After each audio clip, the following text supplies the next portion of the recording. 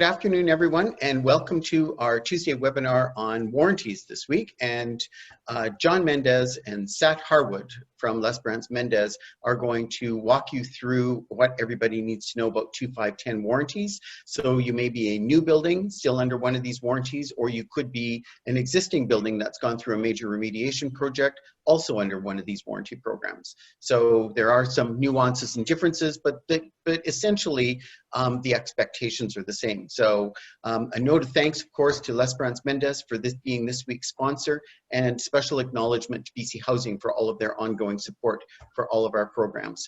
If you would like to contact John or Sat at the end of this session, their email address and their phone numbers, they're very happy to talk to you and help you out through any of your process. So with any further ado, just to remind you that this webinar is recorded. If you submit any of your questions, please submit them through the Q&A and I will monitor them as we go along. Do not identify personal information. We'll do questions at the very end. And again, please feel free to email either of the speakers at any point. So without further ado, Sat, it's all over to you to get going. Well, thank you, Tony. Maybe I'll kick things off here. I want to begin by talking about the problems that our office encounters on sort of a routine basis and has encountered in the time that we've been doing these sorts of claims. The 2510 warranties came into effect back in 1999.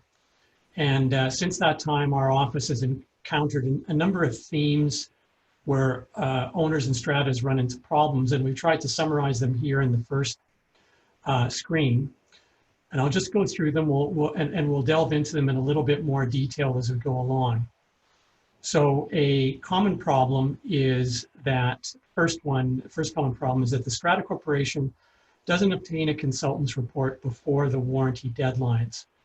Maybe they go along based on reporting claims based on what owners are bringing to council's attention. Those types of reports tend to be anecdotal, and they never get a consultant out to have a look at the building and prepare a proper report. Another problem, we don't see this a lot, but it does happen. The warranty deadline simply is missed quite often because people haven't gotten a consultant in there to have a look and diagnose things. A problem that we do run into quite a bit is that the claim is reported to the builder, but not to the warranty provider. And as you'll see when we get into the terms of the warranty a little bit more, the warranty requires that claims be reported to both the warranty provider and the builder. Next on the list, a systemic, which is a lawyer's word meaning widespread problem, is reported inadequately. That is, there's a report that goes in to the warranty company. It identifies problems in a select area, and as things unfold, it emerges that those select problems are actually widespread throughout the building. The building has a systemic defect, and the warranty company takes the position that it wasn't presented as a systemic defect. It was presented as a limited, localized problem. So they're only going to fix a limited, localized problem. Next on the list is the warranty provider is not given a chance to repair. We come across this fairly regularly. Stratas come to us and say, we've got a problem with the window or a membrane, we fixed it, and now we want to pursue our warranty claim. Warranty companies, rightly or wrongly, there's no law on this, but they rightly or wrongly will tell you that if you do the repair on your own, you're on the hook for it, not them. And then the last thing, which is something that a lot of people don't think about unless they've gone down this path before, is the fact that in this area, there are quite a few deadlines to contend with. There are deadlines for suing the warranty company, deadlines for suing the builder's consultants, contractors, etc. And then some other deadlines for giving notices of claim that we'll review towards the end of our presentation. So that's it in a nutshell. and I'll turn it over to Sat to start delving into some of these things in a little more detail. Thanks, John. In terms of, in slide number 2, we talk about some of the challenges that we see with the Residential Construction Performance Guide. For those of you who may or may not have seen this yet, the Residential Construction Performance Guide was a document that was produced by the government, primarily in consultation with the warranty industry as well as the builder industry.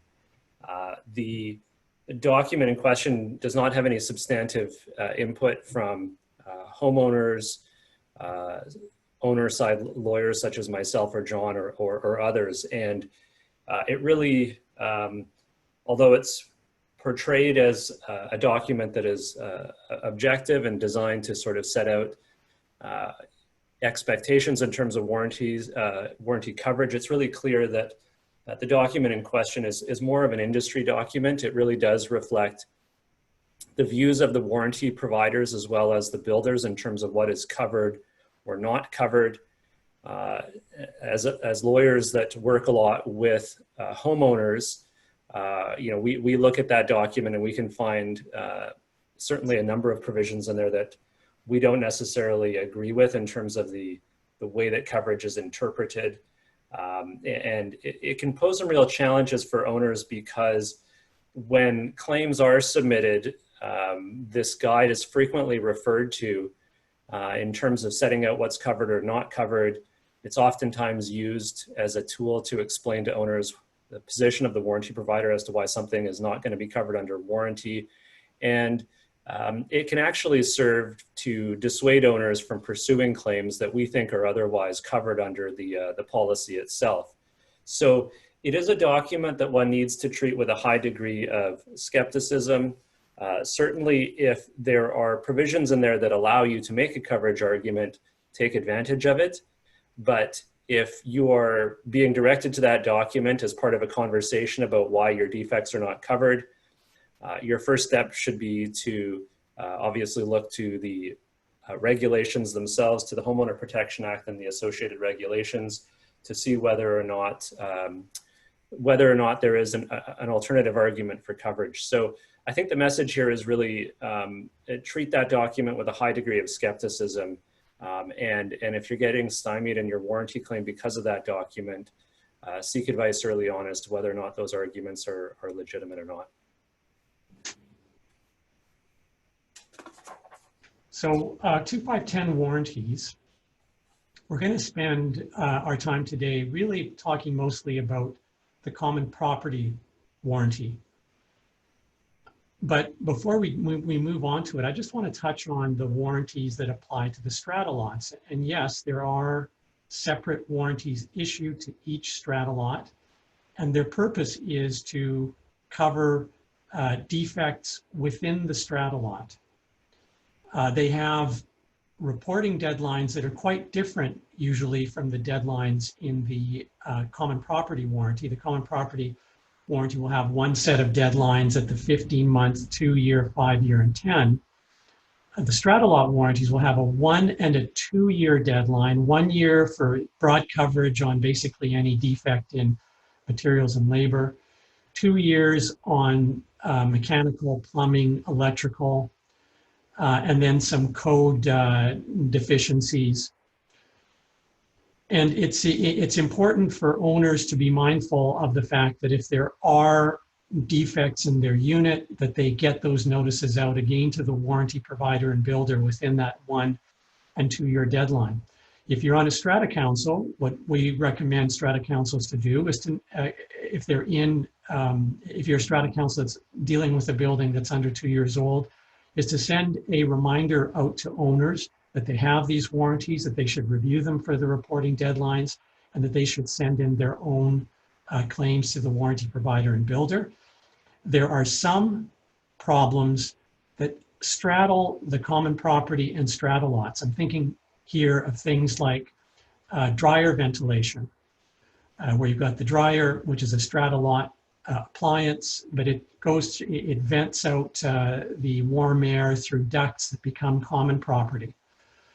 heat pumps that may be located within the strata lot but connect up to pipes that are part of the common property. If you have problems in those areas, given our experience with warranty companies, I would not be surprised if you're met with the argument that, well, we got a notice from the from the strata council under the common property warranty, but we haven't gotten notice under the strata lot warranty, so we're not extending coverage, or we're only covering part of the problem. If you're in a situation like that, you've got heat pump, dryer, ventilation, anything else that straddles the common property and strata lot, my recommendation is that council be a little bit more hands-on, direct owners to these, the fact that they may have a problem with their heat pumps, say, and have them investigate it and report it, and encourage them to report it.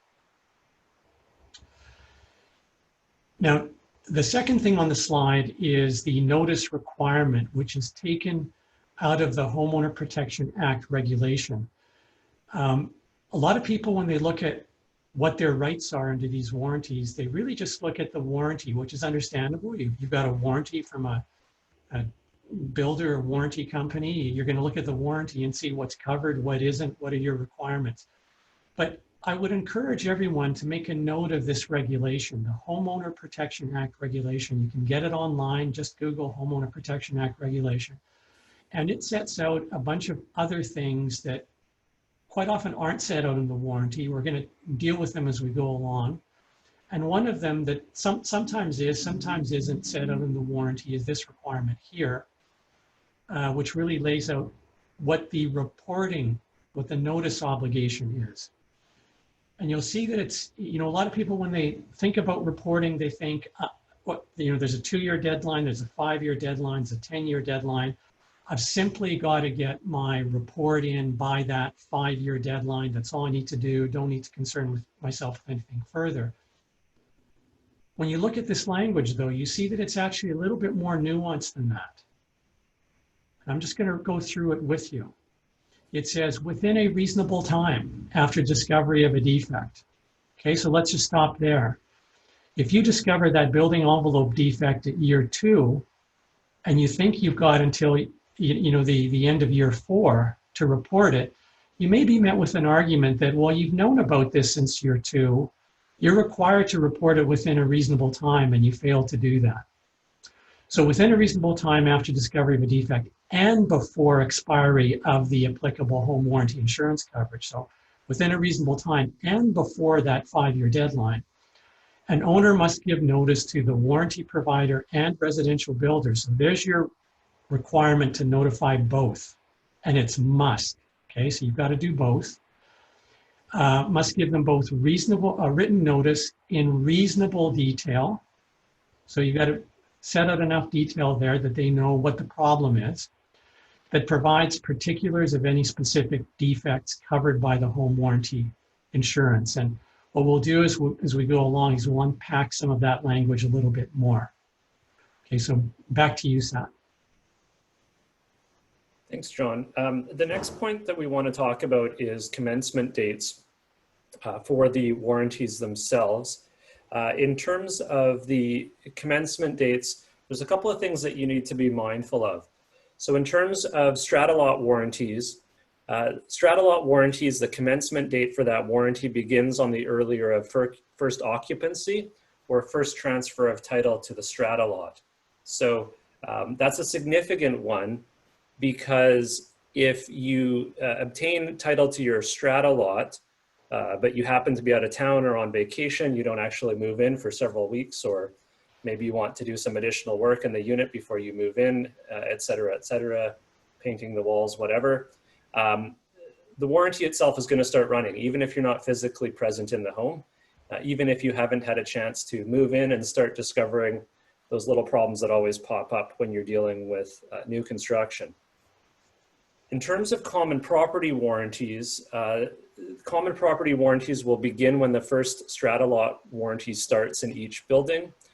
That's a significant one because from a claims knowledge perspective, you may not get a sufficient number of owners actually physically living in the building in those early stages, but because the warranty itself starts to run on the date when the first strata lot warranty starts. The common property policy is running, even though there's not a lot of owners actually living in the building. It's also significant from a reporting standpoint because the strata corporation itself, especially in those early days leading up to the first annual general meeting, it's still being controlled by the developer until that first AGM and the first council is elected. So there is a period of time, typically several months, where the warranty itself is actually running before owners actually gain control of the strata corporation itself. And so it's significant because typically speaking, by the time you get to that first annual general meeting and there is the first official council that has been formed, at that point, there is typically a matter of months left in the 15-month warranty before those initial claims would need to get submitted. So that's a significant one to be mindful of.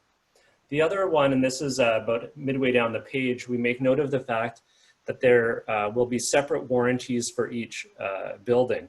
And so, for example, if you are living in a townhouse development, it's not uncommon, especially if the development itself has multiple buildings, each with several strata lots in it, that you will see multiple different common property warranty policies.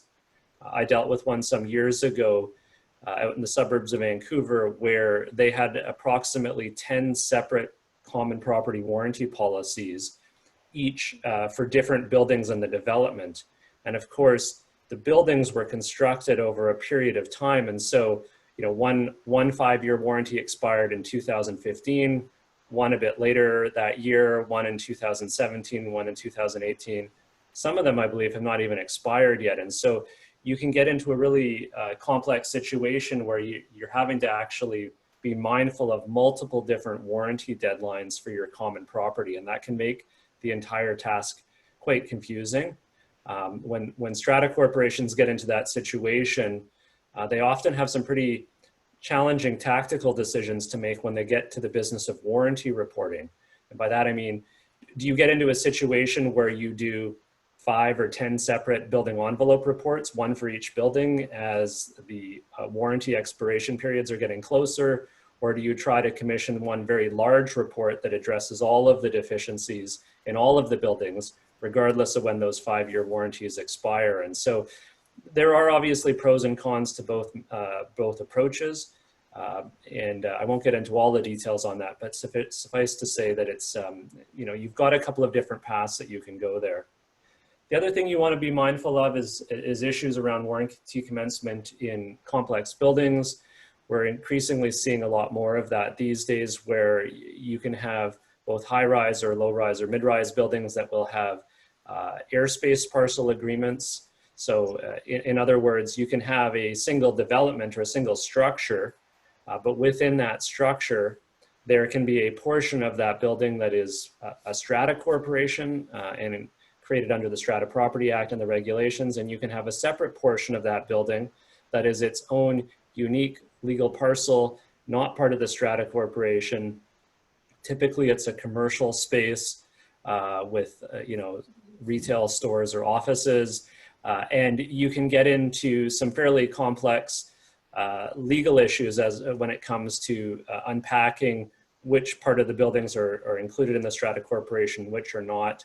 How do those two legal entities deal with one another? So it can certainly make the business of unpacking warranty coverage and warranty commencement dates quite complicated.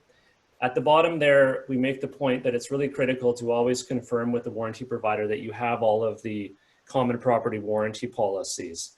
This is particularly the case where you've got a development that has multiple buildings because of that risk of multiple policies. We also, in our practice, have certainly seen instances over the years where the common property warranty policies have not actually been provided to the council. And so council knows it's got a warranty. It knows that there are some deliverable dates for warranty reports, but it has no idea when those are because it's never been given the policies. If you're in one of those situations, you can't find those documents, you want to get out there and request copies of them as early as you can. Those documents will set out what you need to do from a reporting standpoint. They'll set out your warranty reporting deadlines. You just want to make sure that you've got all of that information ready so that you're not scrambling at the 11th hour to get that information in. The other thing I would say before closing this slide is, to the extent that you are missing warranty policies, that should not be treated as an excuse to defer warranty reporting.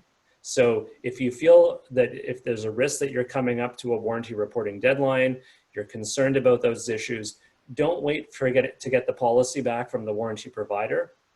Submit the reports that you have or the lists of defects that you have to the warranty provider and builder, reference your address, give them as much information as you can, even if you're still waiting for the warranty policy. It's much easier to try to stick handle those sorts of problems if there's been early and timely reporting, even if it doesn't 100% comply with the policy because you never got it in the first place. Yeah, Seth, if I could just add to that, I agree with everything you said. I think that even in a situation where you have a warranty or two, it's still a good practice to write to the warranty company and ask them to provide you with a complete copy of all warranties.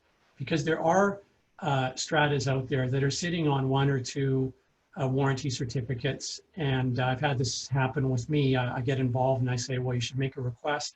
They make a request and they discover that there's actually quite a few more certificates they didn't know about.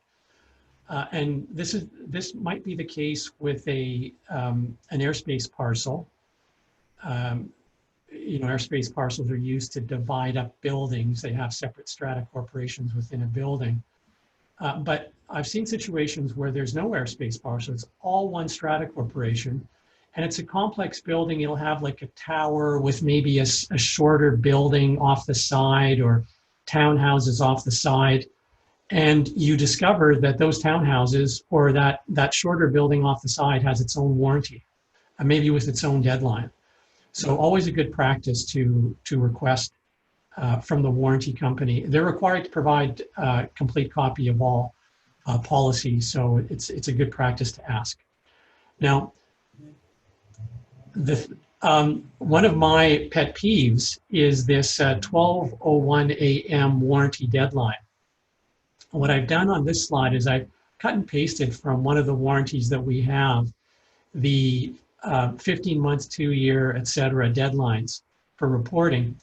I remember sitting with a council member at one point and showing her warranty certificate and asking her, so how long do you have? What's the final date that you can report your 5-year building envelope defect on? And she glanced at the warranty and she said, June 24, 2012. I said, oh no, take a close look. When is the last day that you can report your warranty claim? And we went back and forth like that a few times with her insisting, why don't I get it? She's got until June 24 to report the Stratus claim. And I pointed out to her that, yeah, you do have until June 24, provided you get it in the first minute after midnight. So it's something you really need to watch out for. I don't want to attribute anything sinister to the warranty company that has this in its warranties. I've seen this on other warranties that aren't, sorry, not other warranties, but other insurance policies outside the warranty world. This is something that's done in the insurance industry. I'm sure somebody thought it was a good reason to do this at some point. But the important message for anyone that has one of these policies is to look at the deadlines, make sure you're dealing with the right date, which in this case would be the 24th of June, or sorry, the 23rd of June or the 23rd of September. And of course, once you get your warranties, don't just leave them in a file with the thought that, oh yeah, it's June 24. You know, I'm going to get to that. We all know we need to get on it. Put it in a calendar with appropriate reminders leading up to that deadline, 1 month, 2 months, 6 months, et cetera, so that things don't surprise you. Thanks, John. I just had one other comment on that. When you're looking at those warranty reporting deadlines, obviously in that example, you have up to the last day of the warranty deadline to submit your report. But from a risk management standpoint, from a stress and anxiety standpoint, one of the best things you can do is give yourself a fake deadline a few days beforehand and use that as your date that you're going to submit the report. There's nothing worse than trying to get something done on the day of a deadline and like, you know, you send off an email because they've told you you can submit the report by email, and then you get an error message like your report is too big and it's getting blocked, or that email address is no longer functional, or things like that. So set yourself a fake deadline a couple days beforehand, even a week before if you've got that luxury, and get it in. The other benefit to doing that is if you submit it a few days early, preferably with a request for confirmation of receipt, ideally you'll get something back from the warranty provider or the builder saying, hey, I got your email, we'll get back to you on this, or whatever. So you always want to try to do those things to lessen any stresses that you might have if you leave it to the last minute. In terms of consultants, we make a few points on this slide about the role of consultants. First thing we say there is that it's really critical to retain qualified consultants to do the 15-month, 24-month, 5-year, and 10-year warranty. The second point there is about avoiding the use of the developer's consultant.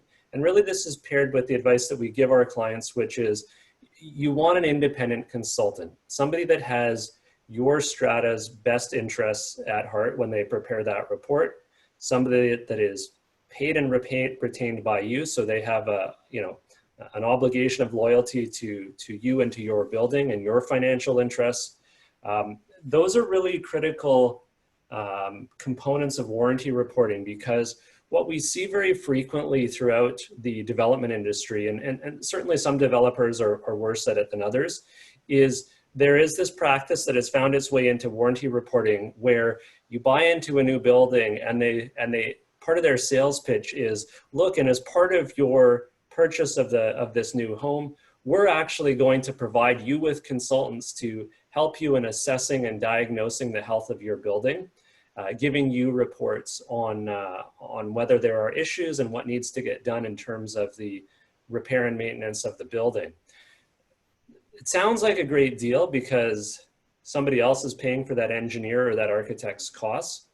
But in practice, what we see time and time again is that the reports that are produced, that are commissioned by developers or warranty providers, inevitably are filled with language that advises you on how to maintain your building. So gives you instructions on, your decks aren't clean enough, you really need to get that mildew off there quickly, these sorts of things. And so what ends up happening is you get produced a report that is really more of a maintenance guide for the building, or it will flag issues in the building which arguably are defects covered under warranty, but they will be characterized in such a manner that it gives you the impression it is a maintenance item and it is your responsibility to fix and not the developer or the warranty providers. So having independent consultants that you hire, that you retain, that you instruct, it will cost you more money, but in the long term, it is a very good investment because you will get a clear and hopefully objective and qualified assessment of what is wrong with your building, what needs to get done from a warranty standpoint. The other point we make there at point 3, different deadlines require different reports, right? So if you're looking at the 15-month warranty deadline, this is a warranty for defects in the common property. So from a reporting standpoint, there's nothing that prevents you from going out and getting an envelope report or a structural report or a mechanical report. But it's important to understand that that 15-month deadline is intended to cover all of the common property. So if you want to get those later reports that I've just flagged at the 15-month deadline, great. There's certainly some advantages to doing so, but it's important to bear in mind that that 15-month deadline also covers any common property issues inside your building, right? So what types of things might it cover? Well, if you live in a wood frame building, it's very frequent as the building settles, as the materials in the building dry out, you're going to get things like drywall cracking, doors that don't close properly. You're going to get missed fire safety mechanisms for doors or things of that sort. All of those sorts of internal components of the building. And so one of the best things that you can do is to actually bring in a consultant that is qualified to assess some of those internal issues and make claims for those items. If you can report them in the 15-month warranty period, you've got a reasonable basis to look to the developer and the warranty provider to get those issues addressed. It will save you a lot of costs in the long term as you go forward. The final point we make there is really about retaining consultants early. And that's really a critical one, because what you frequently see, I mean, consultants, much like lawyers, we're cautious people. We don't like to draw conclusions without doing all of our due diligence. Consultants are really the same, right? So you may get a consultant in to review your building, to produce a report. It's very frequent to see within those reports comments such as, well, this may be a problem, but you really need to do some more investigation, or you should really do a window test to see if this window is actually going to leak, these sorts of things. So if you do that report early, if you give your consultant, again, a faux deadline, you know, a month, 2 months before your actual warranty report is due, it gives you that chance to do additional follow-up, to ask additional questions, and hopefully to make that report better so that when it is submitted, you've got an even stronger warranty claim.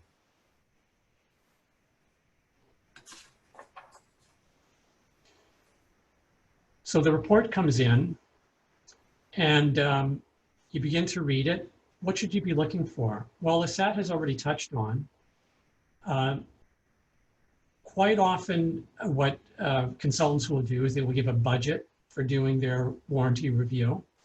And as they go around the building, they discover that there are things that might be signs of trouble, might not be, could be, but they need to do some further investigation. They need to lift some paver stones. They need to do some test cuts into the building. They need to test the window. And so the report comes back and says, yeah, this is an issue. We're not sure if it's a defect. Further investigation required. Now, if you submit the report like that, you may run into a problem. You'll recall when we looked at the wording of the regulation, it says that you have to give reasonable notice of a specific defect. You may find that the warranty provider says, well, you've told us there's a potential issue here, may or may not be a problem. Further investigation is required. You didn't give us the results of that investigation by the 15-month mark or the 5-year mark, whatever the relevant deadline is. So you really didn't give us reasonable notice of a specific defect. And we're denying the claim on that basis. A way to avoid this problem, as Sat has already touched on, get the consultant in there early. But, and this is particularly important, if you're dealing with a consultant and you're creeping up to that deadline, tell the consultant, look, don't wait till your report that we're going to get a few days before the deadline for sending it in. Don't wait until that report to tell us that further investigation is required of anything.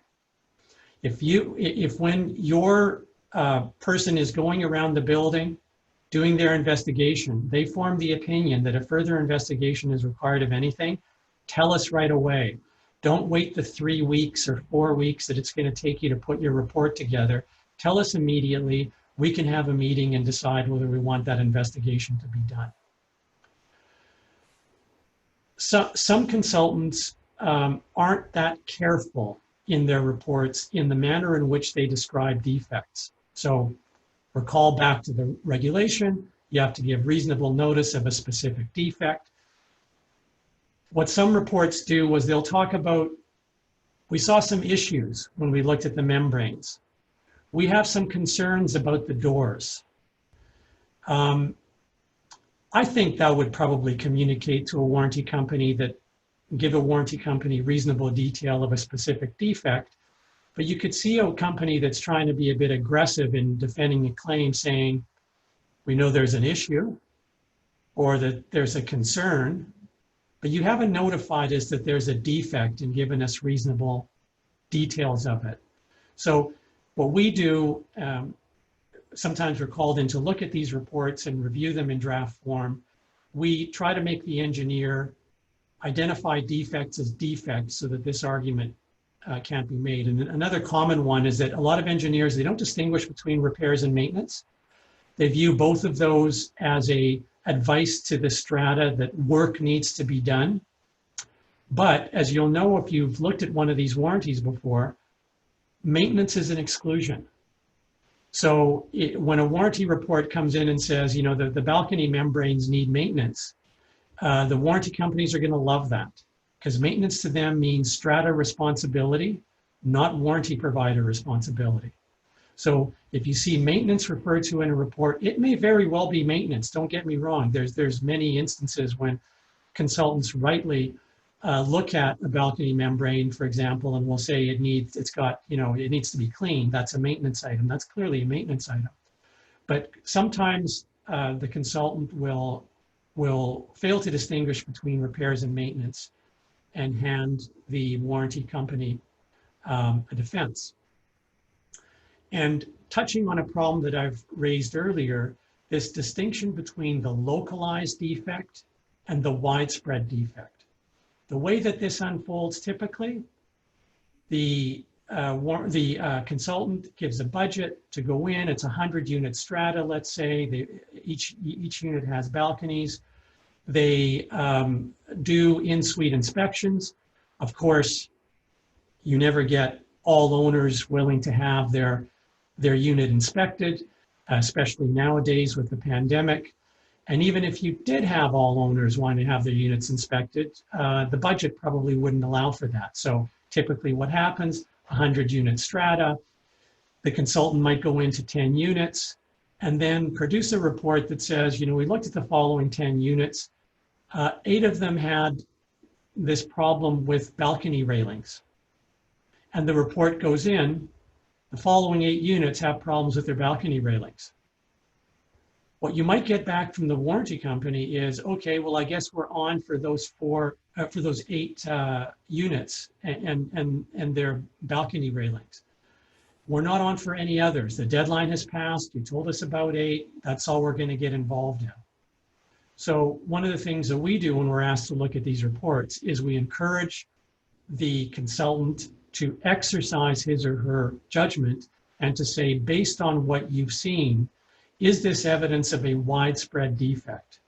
And if it is, we ask the consultant to describe it as such. And that way it goes in as a widespread, systemic is the word that we commonly use, defect, rather than one that's localized to a few units. Thanks, John. I'll move through this one a little bit quickly just because I'm mindful of the time and we do want to leave some chances for questions at the end. The point we make with this slide is really just to flag that although the warranty is characterized as a 2-5-10 warranty, it's important to bear in mind that really what they mean is it's a 1-year, 15-month, 2-year, 5-year, 10-year warranty. But that's obviously a lot more words, bigger mouthful. Not as pithy as just saying it's a 2-5-10 warranty. So important to bear that in mind. From a warranty reporting standpoint, obviously, if you're an owner, you've got a 1-year deadline to submit a claim for defects in your strata lot. There's the 15-month warranty for defects in the common property, which I've previously discussed.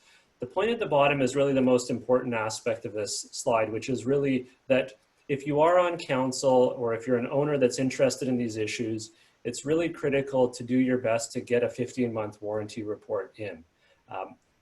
Inevitably, when you gain control of the strata corporation at that AGM, you're probably not going to have a bunch of money sitting around in your budget to produce those sorts of reports.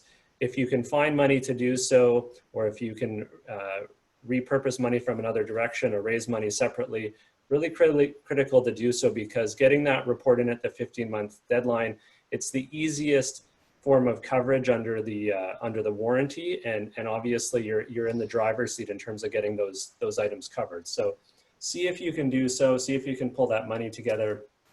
If you can't, maybe you do stuff more informally by seeing if there's owners in the building that have construction knowledge that can assist you in that warranty reporting. But don't let that 15-month deadline pass just because there isn't money immediately available when you get control of the strata. So what's covered at the 2-year mark? Well, there you have it. Defects in major systems, electrical, plumbing, heating, ventilation, and air conditioning. Defects in cladding, caulking, windows, and doors that may lead to detachment. Now, there's some additional coverage at the 5-year mark that SAT is going to review. defects that render a home unfit to live in, and non-compliance with building code if there's a health or safety risk or material damage. Typically, what people focus on at this stage, though, is the electrical, plumbing, heating, ventilation, and air conditioning systems. So, right. In terms of 5-year coverage, this is the building envelope warranty deadline, which is the one that gets the most attention in BC because of our history of leaky condos. The 5-year coverage is for defects in the building envelope of a new home, including a defect which permits unintended water penetration such that it causes or is likely to cause material damage to the new home. So very long descriptive sentence as to what is supposed to be covered under that section of the policy. When it comes down to questions of interpretation, we very frequently see warranty providers or builders taking the position that you must have leaking into the new home in order for coverage to be available. Some even go so far as to say it must be active leaking. So if it was leaking last week, but it's not leaking this week when I come in to look at your unit, there's no coverage available. You know, obviously as claimant side lawyers, lawyers that represent strata corporations, we don't agree with that interpretation. We think that there are reasonable arguments that this warranty is intended to cover defects which have resulted in leaking, but also defects that may result in leaking. And we draw particular attention to the use of the word permit. So if I permit Tony to come into my home, that doesn't mean Tony will come into my home. It just means he has an opportunity to do so. So we don't think that the 5-year warranty requires water penetration in order to get coverage. We also think it's really important to flag the fact that even though when we look at the 5-year warranty, we focus on water penetration related issues, when you look at the Homeowner Protection Act and the regulations, it is fairly clear from our standpoint that that 5-year warranty is intended to cover other envelope related issues. So thermal insulation would be one. If you had a building that didn't have proper insulation in the exterior walls, if there were issues with heat loss, things of that sort, there are reasonable arguments that those types of defects were also intended to be covered under that 5-year warranty. And then we, in the middle of the slide, we make the point that the balconies, from our perspective, are arguably covered under that 5-year warranty. Of course, the warranty providers tell us we're crazy. They say balconies aren't covered. They say there's only coverage if you've got actual water leakage. But what we've seen through the years and years that we've worked through these files is that although they may publicly maintain those positions, when it comes to the actual business of negotiations, they recognize that there is a risk that our arguments will be successful. And because of that, there is usually a price that they will be prepared to pay to resolve those claims, to mitigate that risk of a much bigger loss if they had to go to trial on these issues. 10-year coverage is for structural defects. And we've got the definition of structural defect there. And the important thing to take away from it is that it's actually structural defect coverage covers more than structural defects. So if you look at the definition, it says that it covers any defect, not any structural defect, but any defect in materials and labor that results in the failure of a load-bearing part of the new home.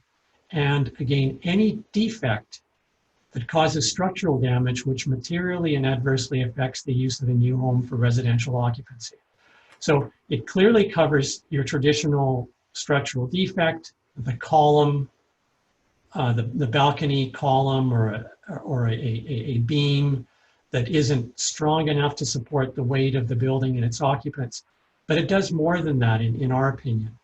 There's a reasonable argument that where you get a building that misses the 5-year building envelope defect deadline and discovers a problem at year 7 or 8 leaking into a balcony or the building, if that leaking is causing structural damage, or if that leaking is resulting in the failure of a load-bearing part of the home, i.e. the balcony surface or a wall in the building, if it's causing damage there, there's an argument that you may have some structural defect coverage for water penetration. Next slide, Tony. Thank you. At this slide, we make the point that some conditions apply. Really what we're getting at here is the issue of exclusions under the policy. I've got a slide that deals with some, and there's another one that John will address in a moment. I'm not going to go through all of the details of the exclusions. Suffice to say that they are set out in the regulations, and they almost always work their way into the actual policy that you're provided itself. What I would say in terms of those exclusions is that we need to always treat those with a high degree of scrutiny. I'll give you an example of that. We very frequently will have clients that will submit a claim for some sort of, for example, an irrigation related issue in the building that's led to flooding or water getting into a parkade or things like that. And the inevitable response that you'll get is, oh, well, that's a landscaping issue, so it's blanket excluded from coverage. But as you'll see with the exclusions later down that list, there is an exclusion for site grading and surface drainage, except as required by the building code. And so again, if you look at the building code itself, there are a number of different code requirements that speak to the issue of water management around the foundations of buildings. Very frequently, you'll get problems where at first glance, it might look like it's excluded from coverage, but then when you actually get into the weeds of what that provision says, you'll find out that there is coverage available. So it's just good to bear in mind that those exclusions, they're certainly open to some interpretation and some arguments. Other types of property that is covered, parking structures if they form part of the building. So a separate standalone parkade not covered. Parkade, as is commonly the case under the building, is covered. Driveways and walkways are covered, and retaining walls, provided that they are designed by a professional engineer or keep soil away from the home, driveway, or a walkway. All those are covered. In terms of the exclusions, there's obviously some exclusions for all of the different items which we've enumerated on this slide. Again, a couple of words of caution that I would just flag here. There is an exclusion for negligent or improper maintenance, but as we'll see within the Homeowner Protection Act regulation, in order to rely on that, there is an obligation on the part of the warranty provider to actually communicate to you what is required from a maintenance standpoint. So very frequently we see maintenance manuals that don't even address the issue in question. So that's an issue that you should be mindful of. It's a way to push back on those sorts of things. Failing to prevent or minimize damage is another very frequent excuse that warranty providers will make. Again, there are sections of the regulations that speak to the fact that the duty to mitigate damage is met through timely notice to the warranty provider. Last one I want to flag there is in terms of wear and tear. Wear and tear is a really important one to be mindful of. The best way to explain this is by way of an example. On concrete construction buildings, we very frequently see problems with the waterproof coating materials where they have been improperly applied. They're flaking, bits of the protective coating are coming off. And then the warranty provider will come along and say, well, this is a maintenance issue. These things, they just wear out. That's what happens. They get wet, the materials break down. Those products all have performance standards. So if you've got a performance standard that says this product is supposed to last 10, 15, 20 years, whatever, and at the 5-year warranty, your engineer is saying, hey, this stuff is flaking off, you need to redo the coating, there's a reasonable argument that there is a defect there and that they should compensate you for that.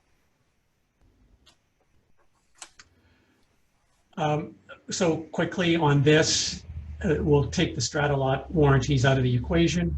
There is a maximum that the warranty company will pay. It's $100,000 per the number of units, up to a maximum of 2.5 million. So if you've got a strata building that is larger than 25 units, the most you're going to get is 2.5 million under the warranty.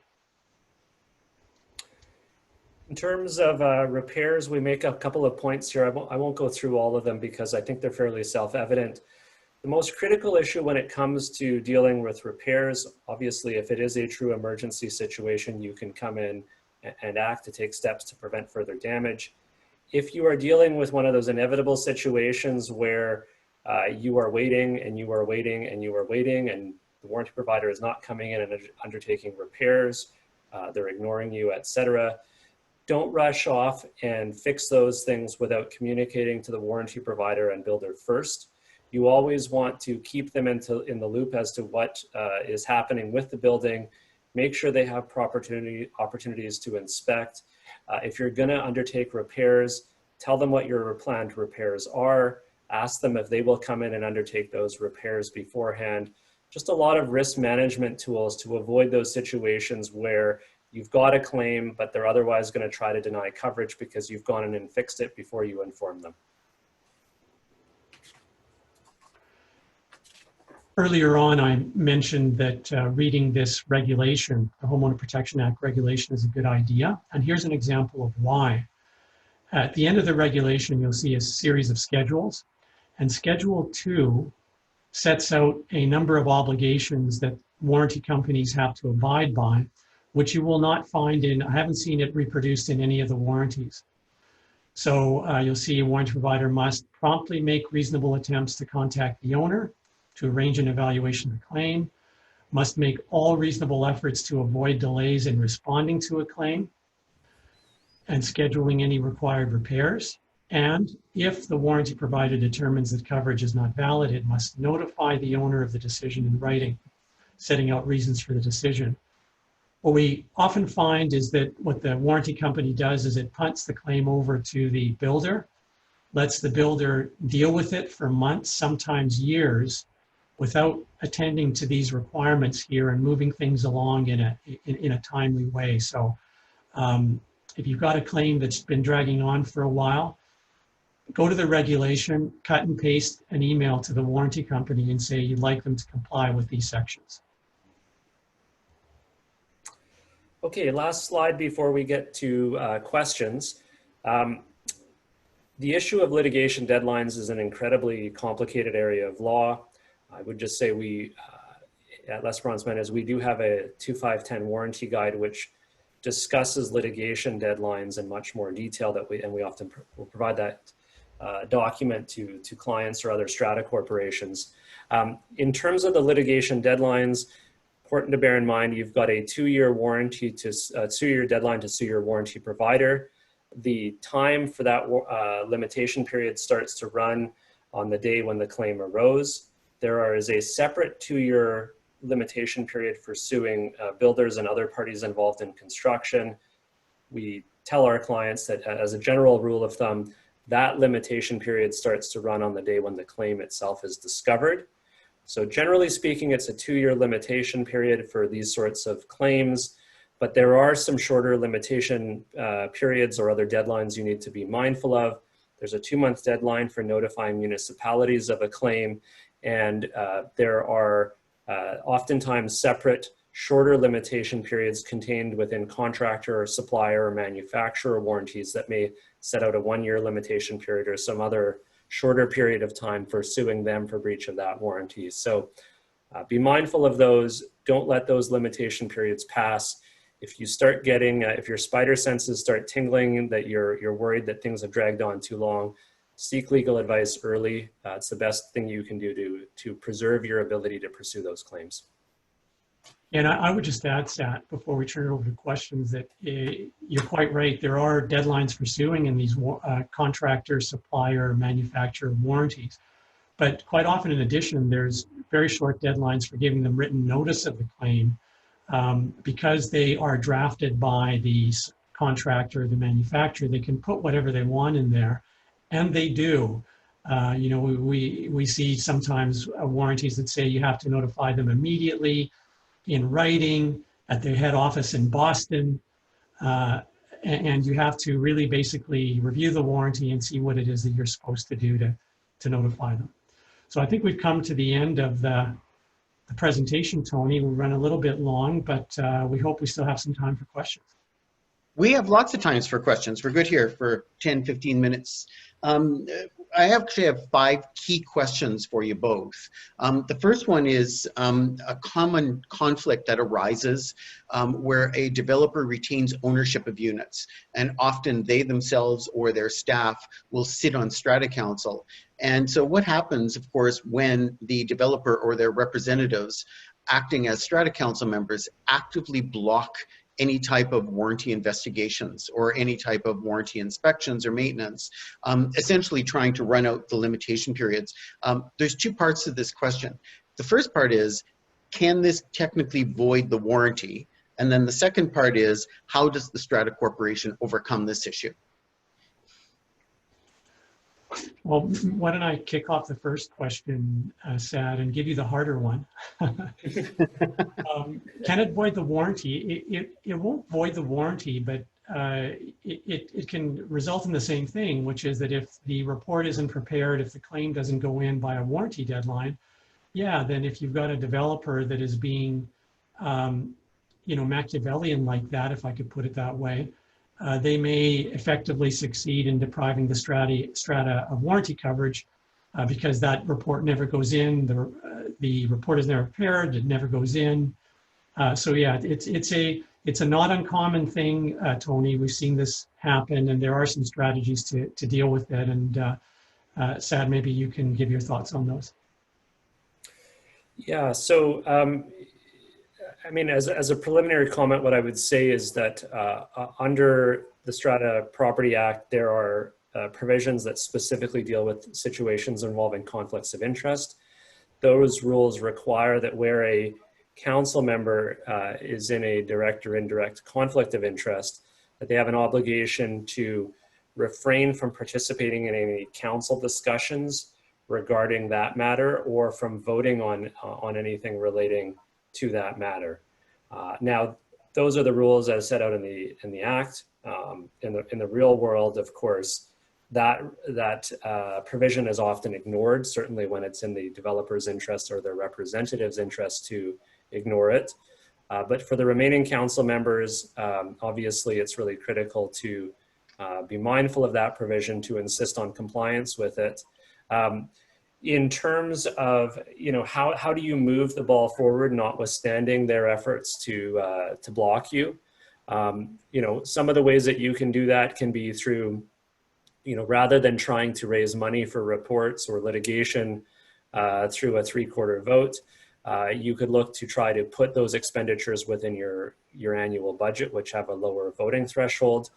That's a majority vote as opposed to a 3/4 vote. There are debates that go back and forth as to whether those sorts of litigation related costs or warranty reporting related costs are, annual expenditures that can go within a budget or not. Our view, for what it's worth, is that, because these sorts of claims typically run on for a number of years from start to completion, there's a reasonable argument that those are regular expenditures that can go within a budget. Beyond the budgetary issues, of course, if there are significant concerns in a building, owners can obviously petition for a general meeting to vote on authorizing litigation or raising money for warranty reports. That can be done by way of an owner's petition. It can also be done by way of the council, although that can obviously be a challenge if the developer is on council and trying to thwart that. So there are a number of different methods that you can use to try to get around that. In the end of the day, if that sort of conduct is going on, if it is that really egregious variety, there are potentially legal consequences that can be visited upon the developer for that sort of conduct, in terms of, because the developers ultimately do have a fiduciary relationship with the Strata Corporation. And so there may be some avenues there as well to pursue. It kind of takes it to the next level, though, of duty of Strata Council members, though, as well, because let's say they do approve an annual budget for warranty inspection in year 4 for their 5-year period, and the Strata Council members, for a variety of reasons, choose not to do the warranty inspections. But then it turns out that there are actually problems and they're valid claims. council members assume a fair amount of personal liability under those circumstances, or they possibly can. Yeah, absolutely. There's some real risk there, and certainly, I mean, when we think of situations where council members council members do occasionally get sued personally, where a council member is really performing ordinary duties of a strata corporation. Those sorts of claims would be very difficult to succeed on. But where you have a situation where a council member is actually acting in a manner that is inconsistent with their duties to the strata corporation, i.e. they're prioritizing the interests of the developer over the strata corporation, I would suggest that those sorts of claims have a much greater opportunity for success because of the conduct in question. There's a question here that's warranty related, but more process related, and it has to do with strata councils. And this is a condition that exists within the province, and we see it frequently where the strata council assumes that the property manager is coordinating the warranty work. Or coordinating the consultants or coordinating the reporting. But then you look closely at council minutes, you look at the service agreements, and the strata management company have not been contracted to do warranty work. And there have been no instructions from the strata council to the property manager, but then we end up missing deadlines. And this is a complaint that we frequently hear, that the claims never got filed, the reports never got filed. We're now in a dispute with our manager. But I think it's a little bit of a cautionary tale for strata councils, where you need to make sure that you have direct contact and relationships with the developer and the warranty provider, and clearly define who's responsible to be actually filing these claims. Yeah, totally agree, Tony. You need to get to the bottom of who's responsible for driving the bus on these things. Yeah, and because there's just an assumption by strata councils that the property manager is going to do it, but frequently the management company have never been contracted to do it. And so ask the real question: who is responsible? Who's going to do it? And who's going to report back to our strata council? Because every intention was made possible to do the right thing and get a consultant, but then they dropped it at the touchdown line. They've dropped it because no one was perfectly clear on who was doing the work here. Right. Yeah, no, I'd agree, Tommy. I'd agree with all those comments. I just add one other thing too, which is if that unfortunate situation does arise and reporting isn't ideal, I wouldn't give up hope at that point. There are provisions within the Insurance Act that essentially allow insured parties to apply for what's known as relief from forfeiture. Right. So it's basically you're applying for forgiveness from the courts. So that's not to say that that's a winning argument all the time, but there are reasonable arguments where you can go in and actually apply for forgiveness. So if you've got one of those situations, seek advice early, because there may be a way out. Better yet, have a clear understanding. And another one, this relates to a repair that was done under a warranty claim. And again, this is a very common complaint. The strata had a major warranty repair done. It related to their roofing envelope system, and it was done by the developer under the direction of the warranty provider. But the strata was provided with no records or documents of what was done, who did it, what the remedies were, or how it affects the warranty. Yeah, we see that quite a bit. Again, that Homeowner Protection Act regulation, one of its schedules sets out the obligations of the warranty company when it is responding to a claim. One of the things that it's required to do is to deliver at the end of the repair the specifications for the work that was done, and to notify the strata of the 1-year warranty on repairs. This is something that is quite often simply not done. And if you find yourself in the situation where work is done, I would again track down the regulation, find the schedule, cut and paste it into an email, and say, please provide me with the specifications. You may not be pleased with the answer. Quite often the specifications simply don't come because there are none. But this is a common problem that the builder will quite often just go in there, do whatever type of work it feels is necessary. Strata doesn't know what's been done. Quite often, it may not be the right repair for the problem. And I think the strata being more actively involved to ask what is happening in the building, I want to know, and then insisting that they get the specifications. If you make that request earlier on, you're more likely to get them. Yeah, the strata should be actively involved in knowing what is happening to their, to their building, to their investment, rather than simply turning it over to the warranty company and builder to repair it as they see fit. So to take that to another level, the strata corporation has to provide access to the warranty provider and the developer to ensure that they can actually affect a repair to the property. But the conundrum is, what if the repair is unsatisfactory, or what if it's inappropriate? To what extent does the strata corporation have the ability to say, all right, we want our consultant to be co-consulted on this process before the repair is done on the building, or we want input before this is done on the building, because this is probably the most prominent complaint that we see in the industry, is that repairs are done without the knowledge or consent in advance of the strata corporation, and they're often not satisfactory. Yeah, so Tony, that's a tricky one. On the one hand, you would want the strata to be able to say, we put in our claim, we've spoken to our consultant, we think here's how it should be fixed.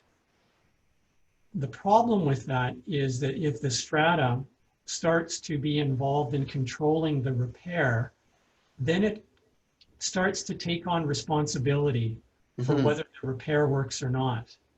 So it takes on what in the construction world is described as the design responsibility for the repair. If the strata says this is the way it should be fixed, and the warranty company does that repair and it doesn't work, then I think you may have jeopardized a claim against the warranty company under its one-year warranty on repairs. I don't know. I mean, I'd have to know the specific facts, but that may be the argument that you're left with, is that you told us it had to be done this certain way. We did it that way. So if it doesn't work, it's not our problem, it's your problem. You've taken over the responsibility for the design of the fix. What I've done in the past when faced with this situation is to tell the strata that unless you're concerned that what they're going to do is actually going to damage the building, which is rare, unless you're concerned about that, let them do it. They've still got the design responsibility, and you can decide at the end of that work whether there's enough of a shortfall in what they did that it's worth going after them. You may find that in some instances you go, well, it's not, the range of repairs that were suitable here ranged all the way from, a 4 out of 10 to a 10 out of 10. You gave us a 6 out of 10. It's not perfect, but we'll live with it. If it's not going to damage the building, you need to take a careful look at it. But you need to think about, do I now want to intervene and take on that design responsibility for the repair? No, I totally agree. And the strata certainly does not want to obstruct or manipulate what the outcome of the repairs are to their own detriment. They certainly don't want to do that. But we have had circumstances, in more than one, where the contractor developer have come back to do a major repair to a roofing system, and even have a number of issues arising from failure to comply with WorkSafe regulations, for example. Failure to comply with who the principal contractor was for the repair, because no one was notified about the work that was to be done. So, it seems to be that it's a little bit of a vague area or ambiguous area that creates some vulnerability for the client, being the strata corporation here. Yeah, you're absolutely right, Tony. It is a vague area, and there's a fine line to be walked there. One more question, and we'll let you guys go for the day. This has been super. The issue, or the term parkade, is confusing for people, I think. And oftentimes, with respects to warranty claims, the parking garages, as you know, are often excluded right? There's just a comment that, well, it's the parking garage, so it's not included. But parking garages, to the extent of the 5 and the 10-year warranty system that are within the structure of the building or attached to the building, are an integral part of the warranty system, and they need to be treated the same way within the warranty system. So if you could just kind of clarify and comment on that, that would be just a little bit more, because you've already spoken about it. Yeah, you know, I think if you went back a few years ago in particular, we were getting quite a strong amount of pushback from warranty providers and builders who were taking the position that the parkade system, even if part of the building itself was not covered. I would suggest that although they still maintain that position in communications with strata corporations and owners, certainly their conduct in terms of the lawsuits that John and I have been involved in over the past few years, yeah, indicates, much like the issue of water ingress under the 5-year warranty, although they may publicly say parkade isn't covered, when it comes down to actually sitting at a negotiating table or participating in a mediation, our experience has been that they are prepared to step in and provide funding or undertake repairs to those assemblies, because they recognize that they're probably wrong on that argument. I mean, John had a very significant file some years ago dealing with these sorts of issues, a very, very expensive claim that ultimately worked its way to resolution. I've got one right now, for example, in Victoria, where there's been a series of localized leaks into the parkade, and we've been able to get the warranty provider and builder to step in and undertake some pretty substantive repairs to those assemblies. So it's an argument that you're going to hear from the warranty providers, but I think it's one that you should proceed with some confidence, knowing that you can push back on, and you're probably going to be able to get that door open a bit if you do push back on it. Super. Thanks, Sat. John, Sat, thanks so much for joining us today. This session, of course, is recorded, and will be posted to the website. If you have any specific questions, there were some questions that had some fairly detailed information. My suggestion is to email Sat or John and get some assistance further. The fall seminars have just been posted to the TOA website. If you're looking for some extended education this fall, we're scheduling throughout September through to November. Again, next week's session is going to be a live AGM convened by Zoom, so we're going to invite participants involved in that as well. So hopefully you'll join us next week as well. For now, thanks everyone, and look forward to seeing you again next week. Thanks, everybody.